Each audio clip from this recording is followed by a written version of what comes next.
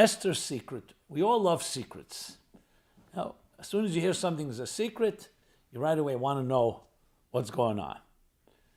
As a matter of fact, a lot of misinformation and disinformation out there all begins by calling it a secret. What the best way to spread a rumor, a false rumor, is by saying there's a secret. We can't. Those announcements about a war breaking out in a certain city, they're all untrue. As soon as people hear there's some secret, there's actually an expression, there's a verse that says that that stolen waters are the sweetest. People like the taboo, they like the secrets, the unknown. But then there are true secrets, not misinformation. And that's really, when you talk about Esther's secret, actually, it literally means that. In Hebrew, the word Esther means concealed, covered. It comes from the word haster ponai, a verse in the book of Deuteronomy, which means I have covered and concealed my face. A double covering, no less. And that's what Esther means. The word Esther means covered, concealed. And the reason for that is, on a very basic level, is because what you see is not what you get.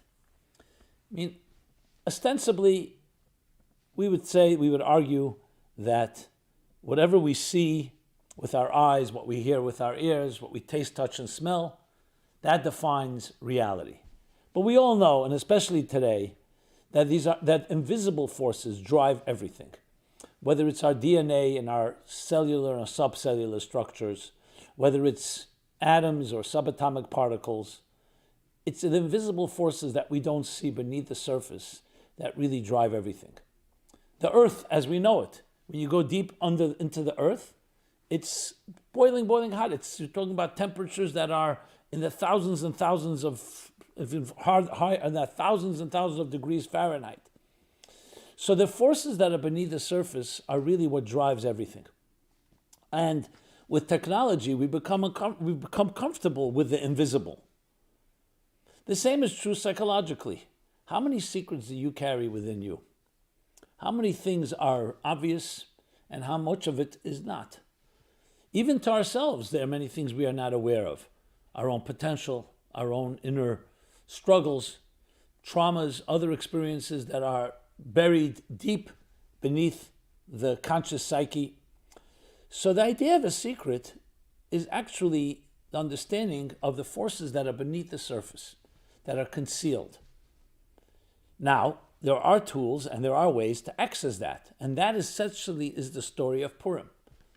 If you look at the story, the Megillah as it's called, the story of Purim, the story of Esther, it's called the Megillah of Esther, the scroll or the book of Esther, and you see that never is God's name mentioned there.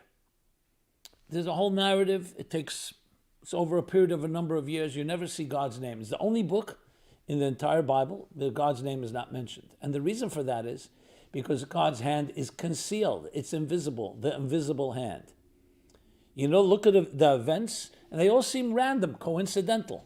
But then when you look in retrospect, you connect the dots, you see the secret emerging. And that's really the story of all our lives. There's a hidden choreography that defines every one of our lives.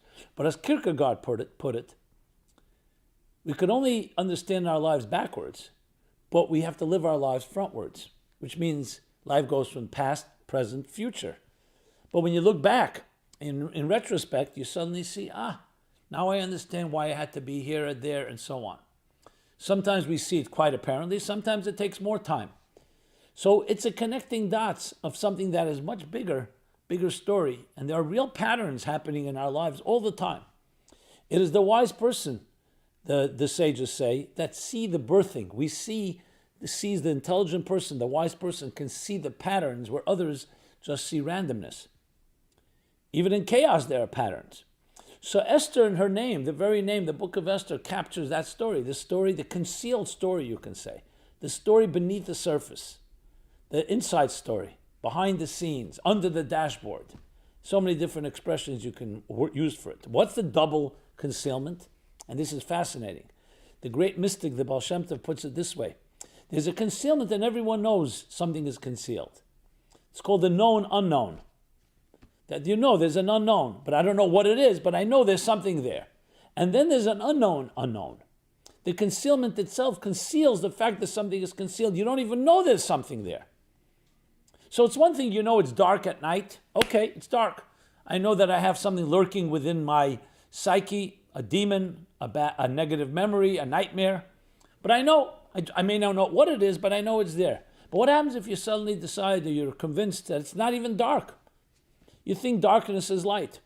You think confusion is clarity. You think toxins are healthy. You've gotten so used to it. That's called that the concealment is concealing the concealment.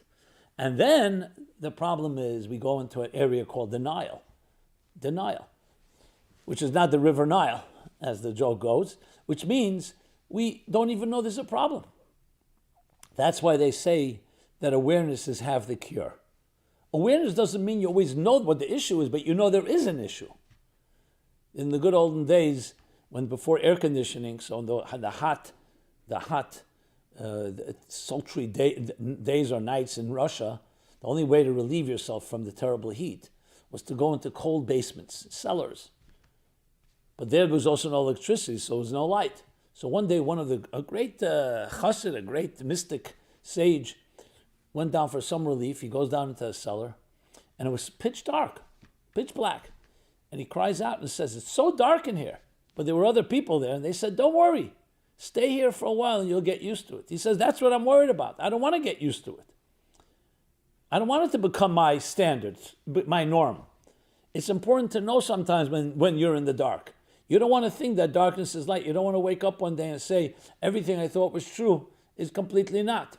And that's also why wisdom is considered. The eyes of a wise person are in his head. Wisdom is about light, shining clarity and light. And the first light is just to know there's something there. So Esther captures both levels of concealment, the concealment that we know about and the concealment that we don't. And the goal is obviously to access it, to bridge the hidden and the revealed. Because the healthiest life is when you're able to access that which is concealed. And concealed doesn't always mean some deep, dark secret. Concealed simply could also mean your potential, your tremendous potential. And that's the beauty of this story. The beauty of the story of your choreography. Can you reveal the patterns? Can you reveal the story, the narrative, connecting the dots of your life so then life can make sense? And this includes the ups and downs and twists and turns, every aspect of our lives. Literally every aspect of our lives is defined by these dots. When you're able to do that, life changes, because then it's about navigating the vicissitudes. Instead of seeing every event as a fragmented, disjointed experience, no, you start saying, one second, it's part of a pattern, it's part of a wheel that's turning. Sometimes the wheel is up, like a Ferris wheel, and sometimes the wheel is lower. But it's all toward turning, it's all one journey. One journey. A journey that includes many different subplots, but part of one larger narrative. When you look at life that way, you can really deal with anything. Because even if a moment is difficult, and everyone should be protected from difficulties or anxieties or stress or other distress or any other challenging situations, but when you look at it that way, you see that this is a journey. It's taking me somewhere. Where am I going? Everything is headed towards somewhere else. So the secret of Esther is really the secret of our lives. Now, to take this a step further, let's go into the mystique. Betty Friedan called it the feminine mystique. The feminine mystique, something about the feminine that is hidden. And it's true, if you think of a flower, for example, one of the beautiful things of a flower is that the petals, they seem to always hide something more. And even if you remove a few petals, there's always more. Now, we live in a world where we've become, at least we delusionally think that we're in control of everything. You press a button and you get an order at your door and within 30 minutes. Everything is fast food, quick. Communications and technology, for all its blessings, has created the illusion that really time and space is not necessary. You can achieve anything at any time. And it creates we can imagine that we're in control of everything. But we have to know this, that the technologies help us control the speed of things. But it doesn't control the real core truths and realities of our lives are not controlled by technology. For example, love, the search for truth, the search for your soul, the search for higher values. These things, technology has not changed. Technology may make it more easier to access, available, but these are things that you can't control. You can't go into a store. You can't order truth. You can't order love. You can't order God. You can't order your soul. When I say order, I mean acquire as an acquisition, like you can order a loaf of bread. So we have to know we distinguish. And the second thing that's important to remember, not only you can't acquire it, but you have to allow it to emerge. It emerges like a flower from the ground. You can't force a flower out of the ground. You have to allow it to emerge. So respecting the emergence of things, respecting the process, that there is a process. And that process, a child has to go through 9 months of gestation, of pregnancy, to develop into a child. Certain things, we have to respect the process. Process and emergence are not about you control the elements to create the right environment for it to emerge. But then you water the flower, you water the ground, you weed the garden, and the flowers will emerge. It's critical to remember that, because getting back to the story of the secret, the mystique of life is not meant to be owned. The secret to true relationships and love is letting go, realizing that being vulnerable can be a great blessing. Vulnerable with the right people, whom you trust.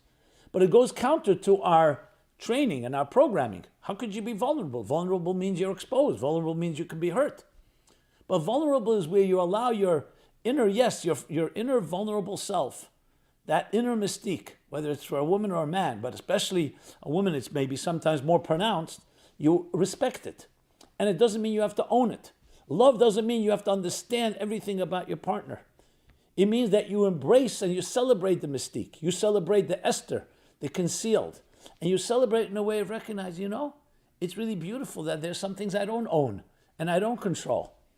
And I have to just allow them to emerge. I just have to allow myself to be.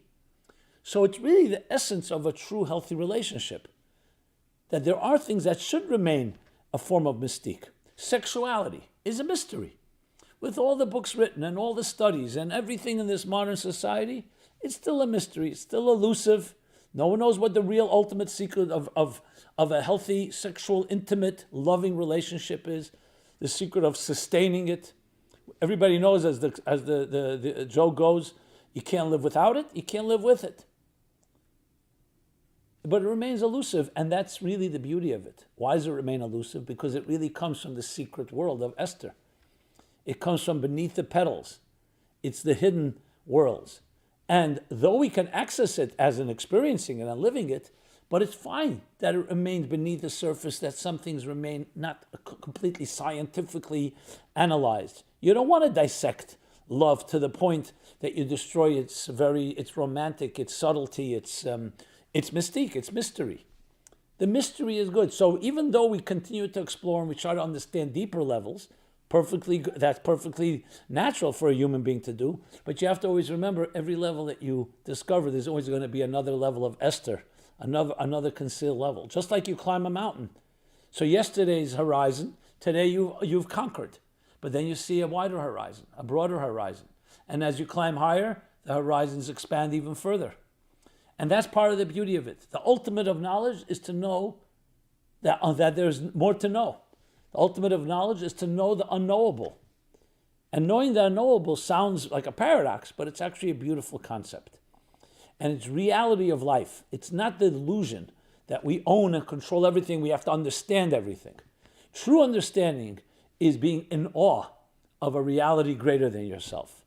And when you have that in your system and you recognize that will resolve so many issues, eliminate so many frustrations. All this is hidden in the petals of Esther. Now it's interesting, I mentioned petals quite a few times, flower. Remember, Esther is also called Shoshana. It says Esther's Shoshana. Shoshana is a rose. What is a rose? A rose is a symbol, maybe the ultimate symbol of love and flowers. But it also has that, first of all, that fragile side to it, that sensitivity. But the petals, they reveal something. And there's something about it that just always remains, something that captures our imagination because it's beyond us in a certain way. Yes, you can dissect, you can pull apart the petals and get to the core of it, but that's not the beauty of the flower. The beauty of the flower is when you actually leave it be, let it open when it opens, let it close when it closes, and allow it to blossom, allow it to expand itself. The beauty of life itself. When you see a child developing, you don't force it, just watch, observe, respect, celebrate the emergence of deeper and higher beauty. And that's really the mystique of beauty as well, and in so many other areas of life. So in a nutshell, the story of Esther, the reason we celebrate Esther, because we're celebrating the mystique, we're celebrating the mystery, we're celebrating the hidden story within our lives. Yes, we try to understand as much as possible, and we reveal as much as possible, and we try to connect the dots, but there's something beautiful about that type of mystery. Imagine we actually could predict everything that will be in the future, a crystal ball. You think you really would be happier? There's some things perhaps that should emerge, some things that we should not know beforehand. Let it happen when it happens. Let us do what we have to do and let that emerge. Respect the process and the emergence of things. And there's so much more that can be said. That's essentially the meaning of Esther, and which also explains why the book is called the Book of Esther. Even though Mordechai is a hero, a major hero in the story, and doesn't even say the book of Mordechai and Esther, the book of Esther. So she got plenty of guidance from Mordechai, but she is the essence of the story, the hidden story, where God's name is not mentioned, where everything is working in the garments of the natural process, but it's really not natural at all. Within it is true miracles, the invisible hand and the visible choreography of each one of our lives. That's what we celebrate. And that's something worth celebrating, even though it's thousands of years since the event happened. So the event manifested that way in its own way back then, and now it manifests in its own particular way. But it's an eternal story of the mystique of your life, the Esther of your life. Important to always remember. And is it that women have more of it than men? Well, is there a masculine mystique? Why not? It's just that men seem to be focused a lot more on the control element, and maybe women are now trying to play by men's rules. It's another discussion. And men are much more focused on the conquest, the warrior, defining in things. But the truth is, a man has a feminine nature. A man also has a very mysterious part if he allows it to emerge. It's not so respected. Today, a man represents strength, clarity, conviction, courage, and it doesn't, the idea of vulnerability, masculine vulnerability, a man crying, even though it's becoming more popular lately, but still it's something that the man is looked at as the tough, one that you can rely on. All that is beautiful, but it's also beautiful to have a certain fragile side to you. And I don't mean fragile in a weak sense. I mean fragile in a vulnerable sense. The vulnerability of the child, the innocence, where we're not that jaded and we're not all figured out, that there are things that are not exactly calculated. Not everything is scientific. Yes, it's important to have a scientific mind and be and analytical and cerebral, but we don't only live in our minds. There's a lot more. There's emotional intelligence, sensitivity, empathy. Not everything that makes sense totally on a purely rational, logical, computer-like mind. And that's also part of the mystique. Because the mind can turn into a very big, very dry and very machine-like and lose its soul. And then, in a sense, lose its Esther. We should all be able to celebrate and retain and reveal the Esther within us. I'll conclude with a story I share in Toward a Meaning for Life in my book. The chapter, I believe, is the chapter on children, actually, childhood, the beauty of childhood. So even though when we grow into adults, we should always retain that child, that innocent child within us. In a way, we're always looking for that child, the rosebud of our lives, that more innocent, idealistic, pure time, the adventure, basically worry-free, carefree, and so on.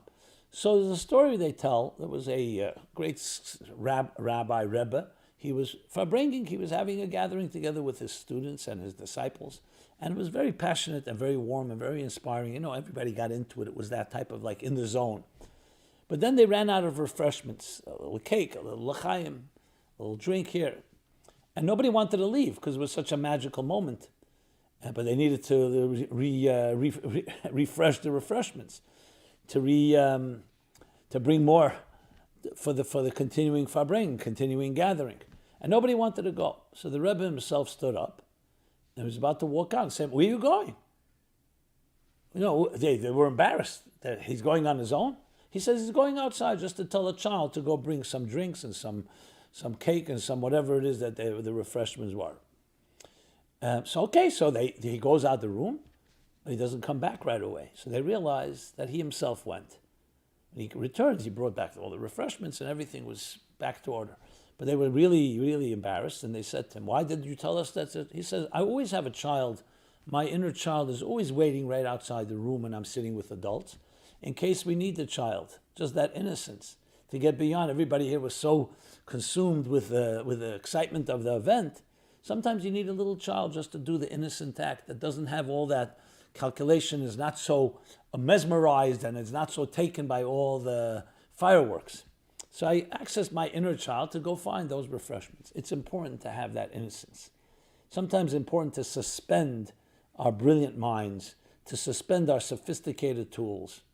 As the Baal Shem Tov says, a beautiful analogy, says sometimes you have to stand like a pauper before God when you pray and open your heart and soul. And he gives the example. Why a pauper? He says there were two people invited to see a king.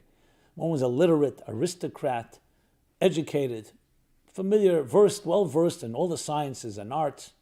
And the other was an illiterate pauper, a peasant. Okay? The aristocrat, the scholar, the sophisticate comes for his appointment. He never saw such a beautiful palace. And he gets so enamored with the collections of literature and music and art, he misses his appointment because he got so caught up with that.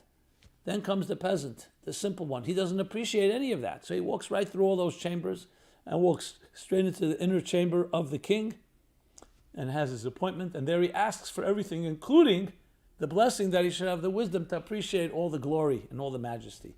Says the Baal Shem Tov, sometimes we need to suspend our sophistication. Just be innocent, simple. The mystique of Esther. And then you can embrace the essence of things. Then you want to express it into intelligence and emotional and other forms of expression and experience. And you really want a combination of both, the best of both worlds. So, my friends, let me bless each of you to find that Esther within you, the Esther and the people you love, and celebrate Purim, whoever you are, wherever you may be. Its message is universal, and ways of embracing the mystique, celebrating your vulnerability, and actualizing it in this world. We could use a lot more of that. That will be the best way to preempt and eliminate war, conflict, discord, and all the other petty things that often, or not so petty things that often separate us. Because this level connects and unites the invisible quilt, the invisible story behind the story. Everyone be blessed, and may you celebrate and access that dimension and actualize it in your life. This has been Simon Jacobson, meaningfullife.com. Please, love to hear your thoughts, your comments, your feedback, and of course share and subscribe to our YouTube channel, which has been growing. Let us celebrate together and individually the great mystique of life and the mystique in each one of us. Thank you so much, and be blessed, and a happy Purim to all you, to everywhere, wherever you may be. Thank you again.